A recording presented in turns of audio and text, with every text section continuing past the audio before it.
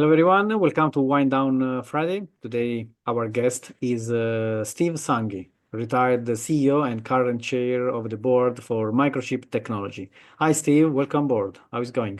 Hello, Maurizio. How are you doing? Thank you. Fine. Everything is good. Where are you located, Steve? Well, I'm located in Paradise Valley, Arizona, but today I'm doing this from Prescott, Arizona, which is up in the mountains, a lot cooler. Nice, nice. So, Steve, congratulations on the release of your new book. So, Ask Steve: Everyday Business Advice from a Successful CEO. So, this is the third, right? So, how many books did you write?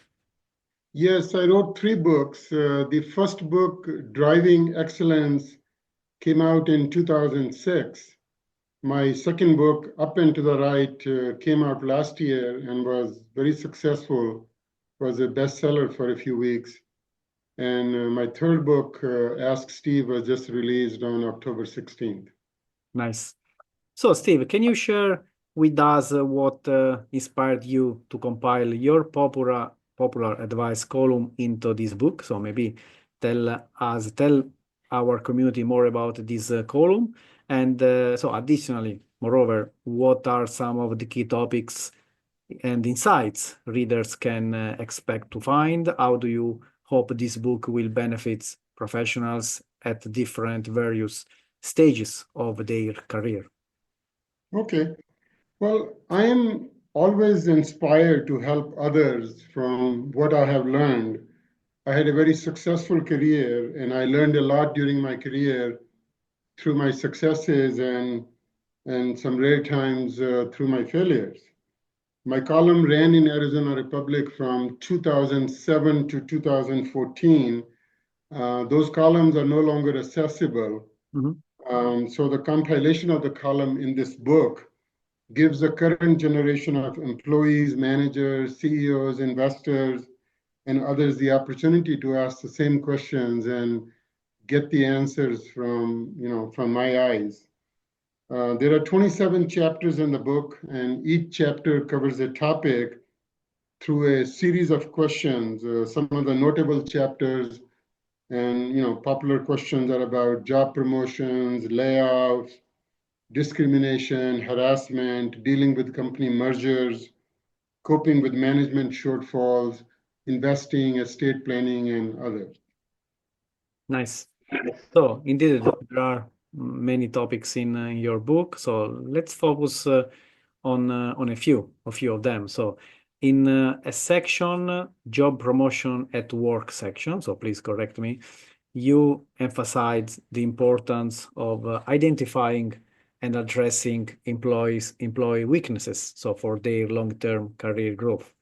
So given that these individuals, so these employees have often achieved success by leveraging their strengths. So how do you approach the delicate balance of highlighting areas for improvements without undermining their confidence or keep down their motivation? So, that's actually one of my favorite topics. I like the question about job promotions and employee weakness. What happens is employees, when they come out of college, they use their strengths and their training Mm, to propel their career upwards. mm, And that is to be expected, and that is the right thing to do. But if they continue to focus on their strengths, there is strengths are an upward force which propels a career upwards. But the weaknesses are a downward force which retards their career. And there comes a point when their career reaches a stall point. And that happens when the upward force from their strengths are counterbalanced by the downward force by their weaknesses.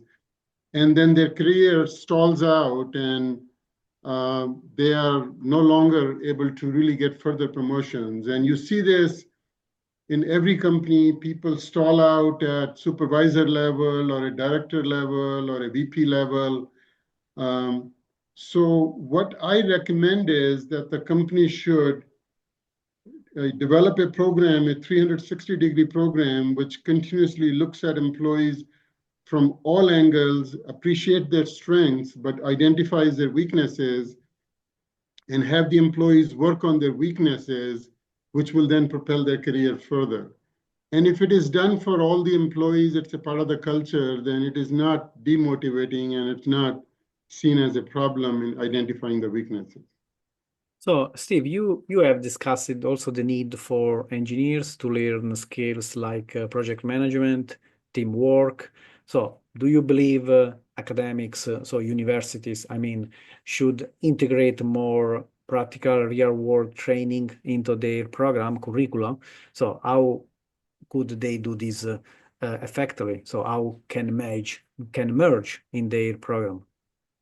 Yes, I do believe that universities in their curriculum need to find a way to expose employees to the real life complexities in the work environment. The work environment is built up of teams, Mm-hmm. and there are team successes and team failures. Employees in the university are largely focused on individual achievement through coursework. The most an engineer gets exposure to teamwork is just with his lab partner. Now, the people who are involved in sports like football or soccer get a little more team training. But what the schools can do is develop a comprehensive program with the companies around them to put the employees in a co-op during summer. And if possible, on those days in the college when they don't have a class, they can really go to work and get exposure working on real life problems and be part of a team. You know, for 9 years, I was on the board of a university called Kettering University. It was the old General Motor Institute. So in Kettering University, 100% of the students will do co-op. You know, every other quarter they will do co-op. So when they graduate 4.5 years later, they already have 2 years of experience and a tremendous exposure to the real world environment. And most times they will get an offer from the company they were co-oping with, which then just continues their career forward. I think not all companies can develop a 100% co-op, but they need to substantially expand the opportunities. So in your book, you also suggest learning Chinese or Mandarin, okay, as a good element, as a valuable asset for professional, for engineers. So I think that speaking and writing very well Chinese is something more for your professional career. I don't know with the advent of AI tools how can improve or other. So you also stress the importance of teamwork as you mentioned. So probably engineers can also start from the school learning about project management and teamwork. In terms of cultural factors, so just back to the Chinese language, what other cultural factors do you believe are most important for companies to consider? So when setting up operations meeting in Asia countries. Okay, so you had several questions in there. Let me Yep. take one at a time. People choose second language for two different reasons. Assuming that everybody, at least in US, speaks English, and then people choose second language sometimes for social reasons. People are from Germany or France or has a Mexican or Latin American heritage, so they may like German or French or Spanish or whatever. That's really fine for social reasons. I'm not talking about that choice. I'm talking about the choice which language will help you professionally. Yes. And since China is rapidly becoming the largest market and is US's biggest competitor, there are a lot of frictions between US government and China. Hopefully, that gets resolved. But any US engineer will be dealing and competing with Chinese or will have Chinese customers for the rest of his life. So therefore, if they're making a conscious choice, whether I learn Chinese or Japanese or German or French or, my feeling is Chinese, although it's a difficult language, it's a runaway #1 choice Good. because of that reason. Now, your second question was regarding teamwork, project management, communication skills, etc.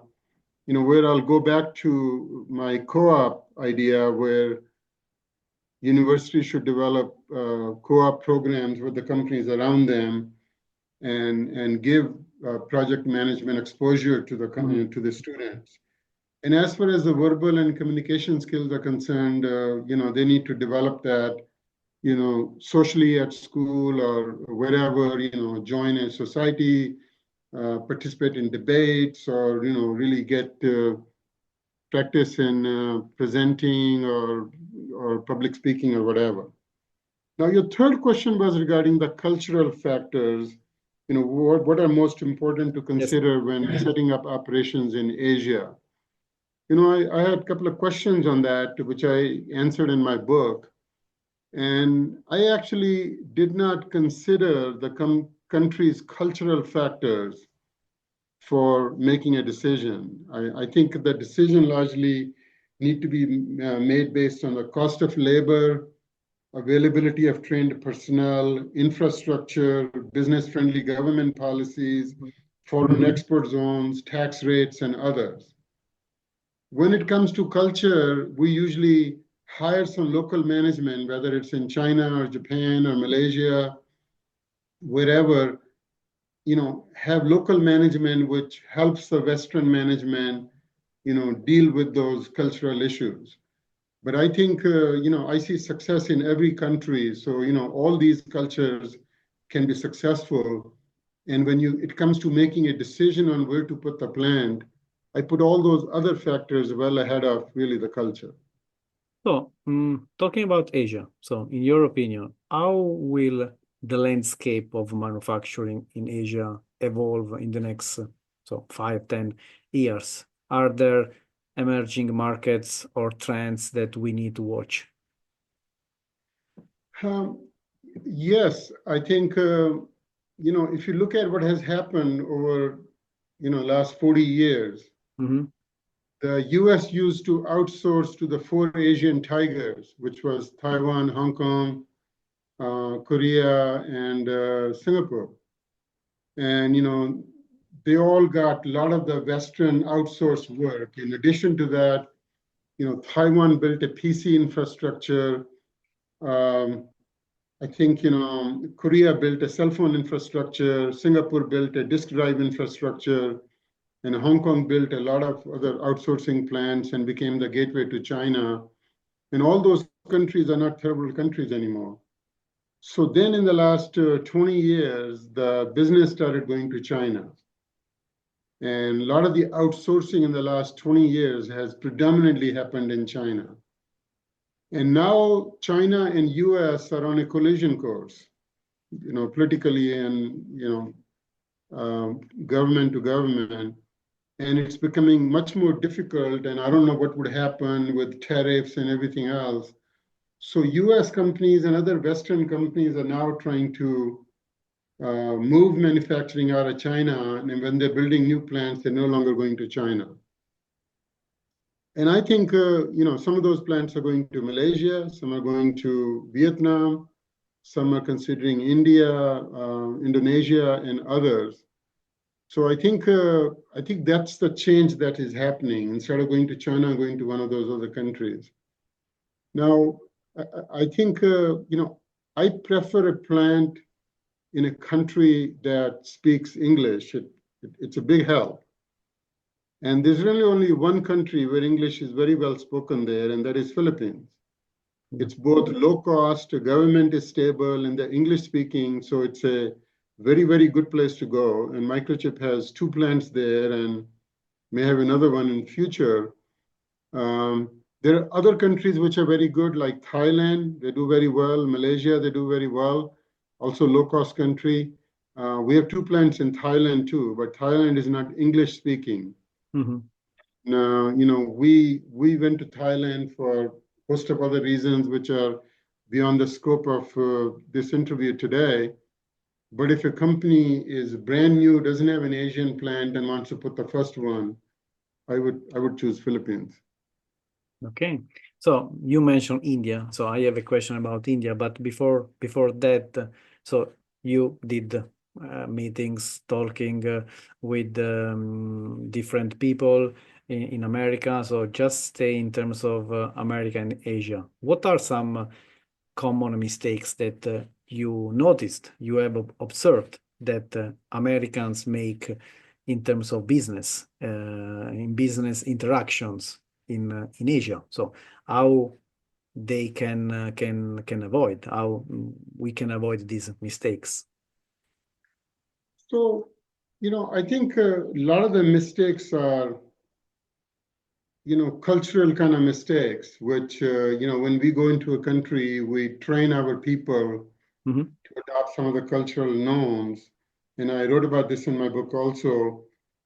First, the people in most Asian countries, especially in Japan, Korea, China, they're very proud of their culture and their cultural heritage. When an American puts them down and brags about US and freedom and others, it doesn't go well. An average Chinese that you meet in a business setting does not feel that he or she is not free. Mm. They are proud of what their countries have accomplished, and boasting about American freedom and American democracy and US Constitution and putting China down, bringing up Tiananmen Square and others does not go very well. Um, Second, Asians don't understand American slangs. When you speak in slangs, when you crack jokes, they don't understand. English is not their first language. They're constantly translating, what you're speaking in English to their own language, and they're focusing on it. And when jokes and slangs come in, it throws them off. So, they don't laugh, and then you think, why didn't they laugh? And didn't they get it? Because, just don't crack jokes. A third common mistake is in Japan, when you say yes, it does not mean yes. The translation of yes in Japanese is hi. When a Japanese says hi, it only means they heard you. It does not mean absolutely that they're going to do, what they said hi to. So therefore, in Japan, you have to follow up with an email or have them say in their own words what what they're going to do for you. If they simply say hi to what you asked, it only means they heard you. And every American goes through that and makes that mistake, and nothing happens from the other side, then they eventually learn. And finally, I'll just take one other example. In many Asian countries, it's offensive to blow your nose in public. Mm. Um, Americans will even, blow their nose on a dining table. And it's just very offensive. It's absolutely a no-no in Japan. You should excuse yourself to the bathroom and go blow your nose. So, these are all common things. They're easy to learn. Mm. And I focus on teaching our people so they don't make those mistakes rather than just, go into a country and make a fool of themselves and then try to learn from the mistakes. Thank you. Nice. So, India.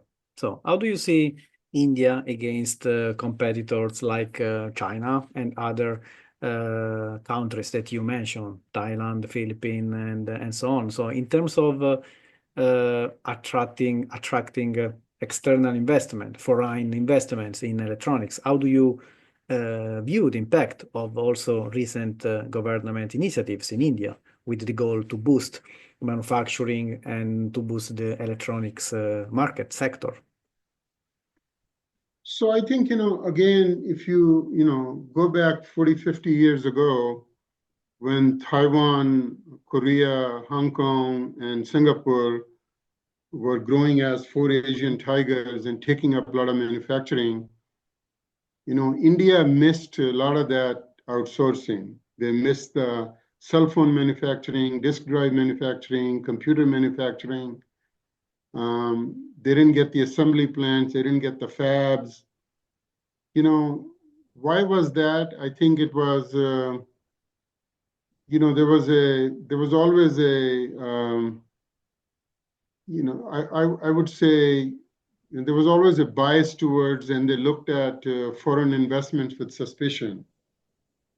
And the government policies, were not very friendly to foreign investment, so they really missed all that.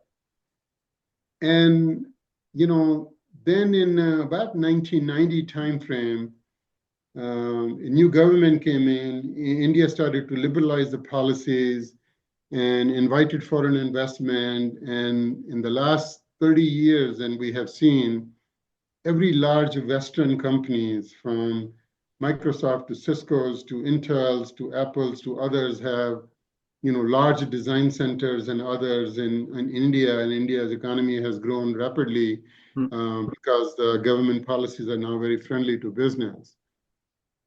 Now, the other factor was with the traditional Indian bureaucracy, the hardware was very hard to make and move. There's a lot of bureaucracy and corruption where, in Thailand, we cleared through customs in an hour, and in India it could take days. So it was very difficult. But when software came, the traditional hardworking Indian engineer, with the help of some government policies and few very good educational institutes like the IIT, the Indian engineers grabbed the ball and made India, the software and IT, outsourcing capital of the world. Because there was no bureaucracy, you just ship it over the internet. So that was the difference from hardware to software. So now India is employing very large number of people, graduating lots of engineers and employing them in the outsourcing industry, doing IT design work and others, and that's all good.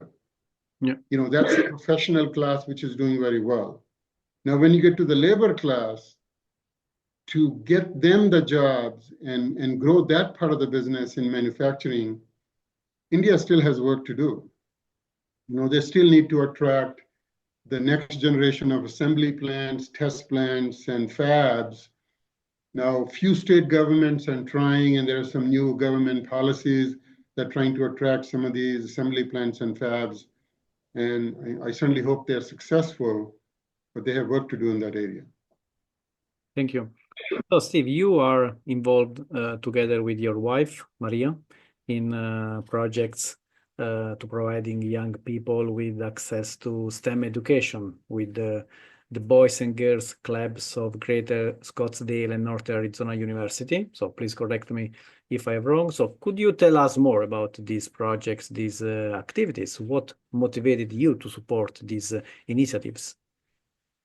Well, what motivated me was, I came to US in 1976 with basically nothing, $150 in my pocket, admission to a master's college, a one-way plane ticket, no place to stay, no way to pay my tuition. I had very difficult first year or so financially, struggled, but then, graduated, with a master's degree and got my first job in Intel as a design engineer, and then my financial situation started to improve.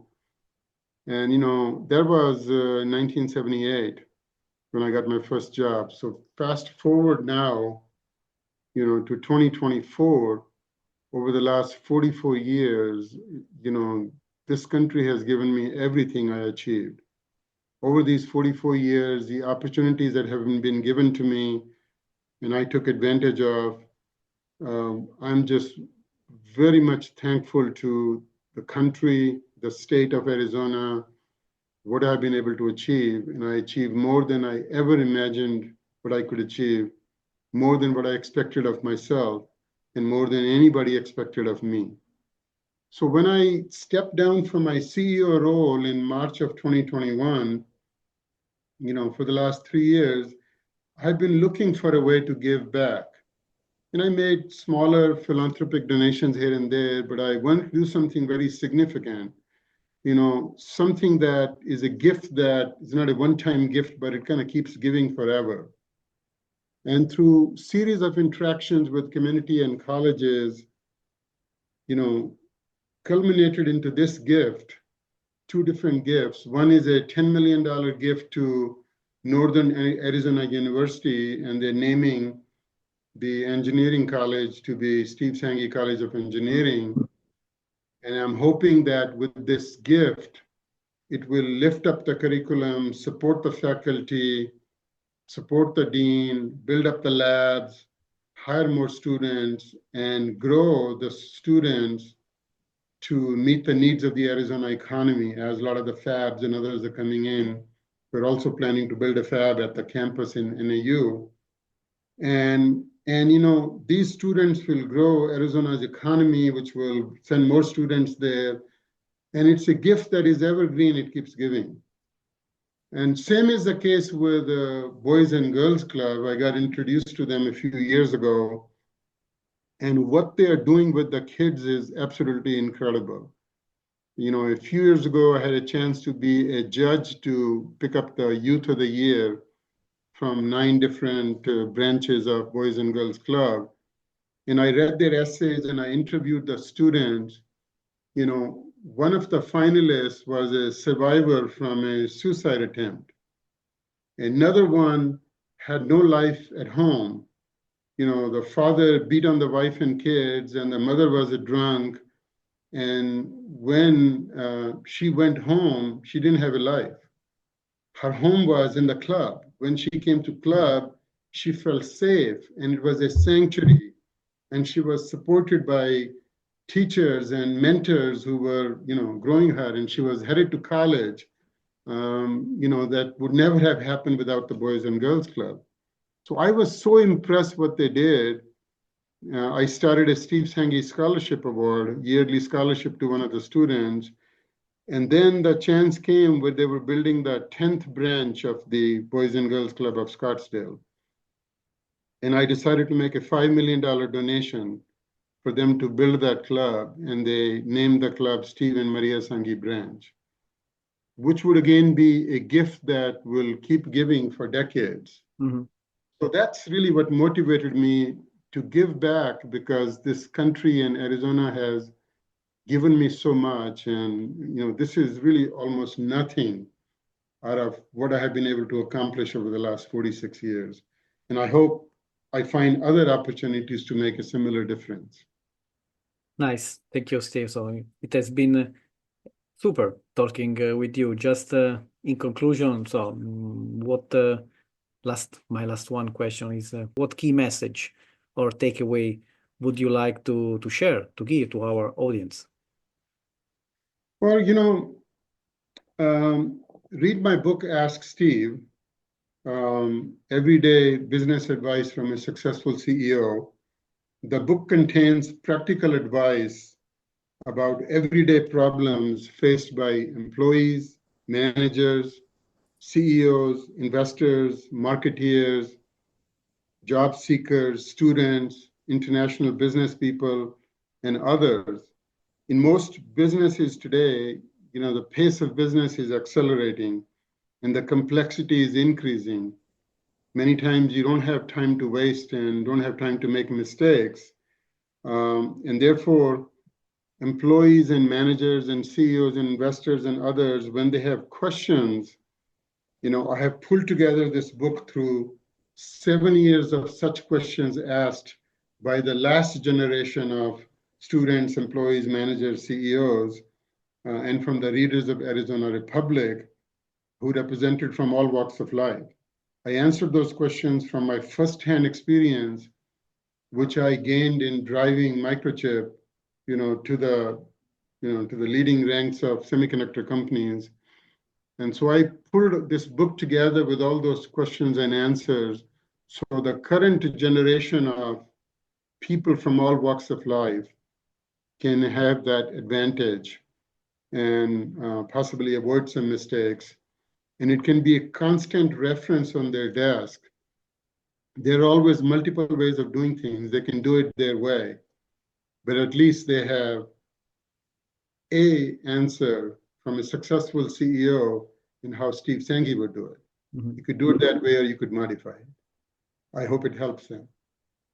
Thank you. Thank you. And I'm sure this is a great book. So I suggest to read and to buy this book. So thanks a lot, Steve. has been super. It's been a pleasure. Thanks for the opportunity to talk with you, to interview, and to discuss these great topics. I wish you a nice weekend and see you next. Thank you, Steve. Thank you, Mauricio. Same to you.